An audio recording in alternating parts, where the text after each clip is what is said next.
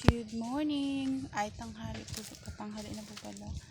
Ayan, ngayon po ay naglilinis po ako ng aming paligid. Ayan. Tapos dun sa may medyo maggubat-gubat, binalis ko. Kaya, tapos sinunog ko na. Dami na kasi. Dahil wala akong makausap, kaya ayan, mag-video na lang ako tapos i-post. Hindi pa ako nakapag-toothbrush. Ayan, yung kapinyahan namin maliit. Ayan siya. Tapos syempre, may bunga na yan siya. Ayan o.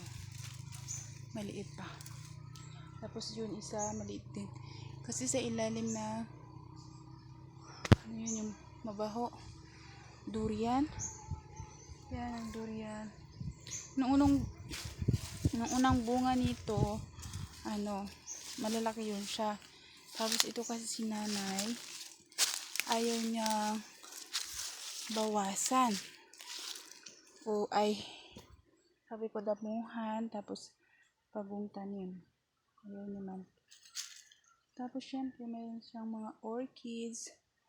Tapos hindi pa kami nakabili ng puste. Medyo mga bulok-bulok na mga puste.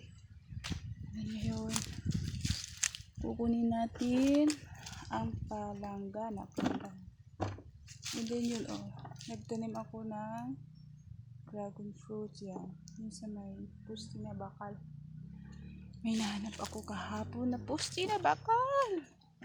Kaya kinuha ko. Ay, grabe. Dahil hindi ako nagsama sa bukid, kaya dito na lang ako, maglinis na lang ako sa paligid ng aming bahay.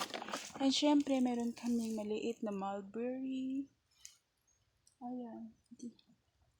Ayan. Sabi nila, masarap daw to siya kainin. Hindi pa ako nakatikim. Sana mamunga na din. And then, meron kaming kalamansi. Ayan, minarkot ng tatay ko yung kalamansi ko doon sa baba, kinalbo. Kaya, ayan.